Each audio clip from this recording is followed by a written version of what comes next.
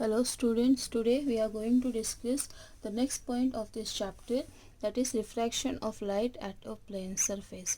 In earlier video we discussed about reflection of light at a plane surface, and in that we proved the law of reflection, that is angle of I is equal to angle of R. In this topic we are going to discuss about the refraction of light at a plane refracted surface, and in that we have to prove the law of refraction, that is sine I, n1 sine I is equal to n2 sine R, where n1 and n2 are the absolute refractive index with the given medium, and that is nothing but Snell's law of refraction. So first consider a diagram. Look at here. Here we are consider this A dash and B dash.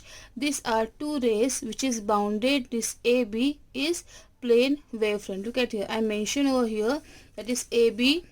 AB is represent plane wavefront, and this plane wavefront is bounded by these two rays. That is first ray is A dash A and second ray is B dash B, where this plane wavefront is incident obliquely on a plane refracting surface MN. So here we are consider MN, this M and N we are consider plane refracting surface, because we are consider the term refraction. So this plane wavefront is obliquely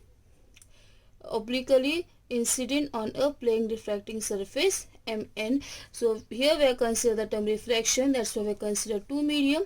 Medium 1 having refractive index N1 and medium 2 having refractive index N2. Suppose if we consider medium 1 is rarer medium and medium 2 is denser medium. So if medium are different, so therefore their refractive indexes are also different. So when this wavefront, that is this plane wavefront AB, when this point A is touches to this, look at here, when the wavefront first will touch MN at point A, so this MN is refracting surface, so that point A will touch on this refracting surface MN. At this stage the time is equal to t is equal to 0, or we can consider at instant time. At this time the another ray, that is B dash, is bounded the B is bounded by B dash, so point B is reaches at this point.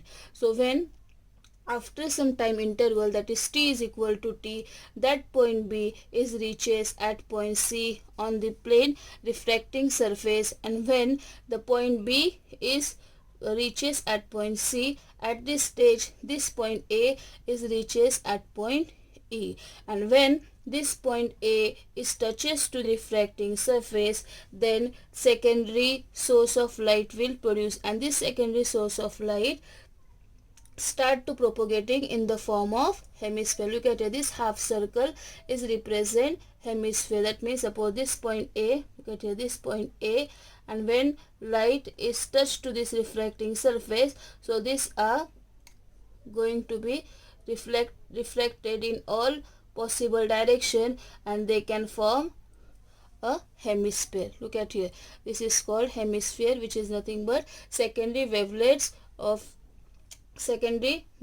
in a denser medium. So medium 2 is denser medium, and when at this stage this point B is reaches at point C in a rarer medium, and at this stage point A reaches point E in a denser medium. So suppose to cover this distance B to C, V1 T, V1 is called velocity, speed of light in a rarer medium, and V2 is called speed of light in denser medium. Already we discussed that the speed of light in rarer medium is greater than speed of light in denser medium. That's why we are represent the speed of light V1 in terms of rarer medium and speed of light V2 in terms of denser medium, because both are different with respect to different medium.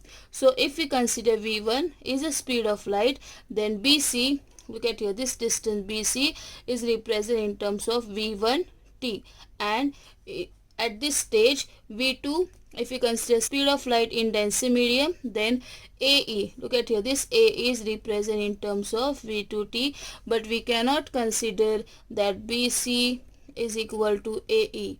Why? Because the velocities are different, the speed of lights of the given medium are different. That's why we are not consider this case BC is equal to AE. That's why we have to find out sine I and sine R with respect to given triangle. Look at here, when this point A is reach at point E, and if you draw a tangent line on this point C and E, so that tangent line is represent refracted wave front, and that is represented by R. So this R, this A dash A N, we are consider angle of incidence. Similarly, we can consider B A C, again we are consider angle of incidence, and N dash A E, we are consider angle of refraction. Similarly, E C A or AEC, we are consider angle of refraction. Okay, so CE becomes the refracted wavefront bounded by two rays. Which two rays? Again A dash and A dash A and B dash B. And if we draw a normal line N dash to this refracted surface MN at point A, so what are the mathematical expression of this diagram? Simple thing, we just have to find out sine theta in terms of I and sine theta in terms of R.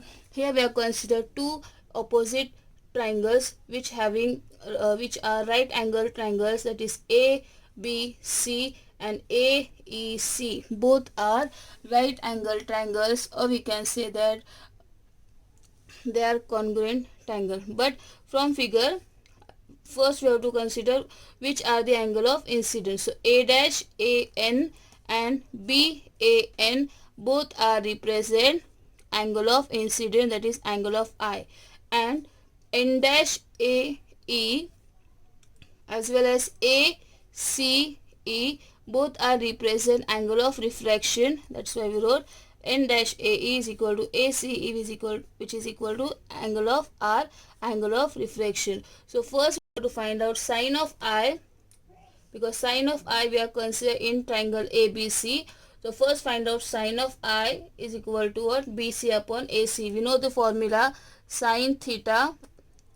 Sine theta is what? Sine theta is equal to opposite upon hypotenuse. Okay, sin theta is equal to opposite upon hypotenuse. Theta is represented in terms of incidence, so opposite side is represent BC and hypotenuse is represent AC. So BC upon AC, whereas BC is represent V1t at time t. So in terms of BC, write down V1t and AC as it is. Say this is equation 1. Next we have to find out angle of refraction, which is given in the triangle ACE. So sine R, again we have to find out sine. The opposite is represent AE. So I wrote AE upon base is same, hypotenuse is same for both triangles because both are right angle triangles. Therefore AC is hypotenuse. So AE upon AC. Again AE is represent V2t. V2 is called speed of light in denser medium. Okay, so V2t upon AC. Say this is equation 1. So if we divide equation 1 by equation 2, that is sine I upon sine R. So this AC and AC will get cancelled. You have T get cancelled. You will get only V1 upon V2, V1 upon E2. So this relation is represent sine I upon sine R is equal to V1 upon V2, which is equal to N2 upon N1. So how it is formed? N2 upon N1. N1 and N2 are called absolute refractive index, and we know the definition of absolute refractive index, N is equal to C upon V. So if we consider in terms of N1, you will get C upon V1. In terms of N2, you will get C upon V2. Look at here, I am writing over here. See, in terms of N1, C upon V1, but we have to find out V1. So therefore V1 is equal to N1 upon C. Next one what? Similarly V2 is equal to what? C upon N2.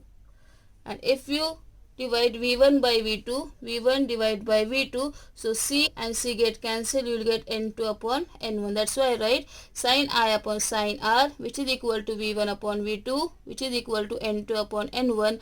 This mathematical expression gives complete idea about the relation between speed of light between two mediums and the relation between absolute refractive indices of the two mediums. So therefore, in the next case we can write therefore N1 sin I is equal to N2 sin R, and that equation number 3 is the law of refraction and is also called Snell's law of refraction, whereas N1 and N2 are absolute refractive index.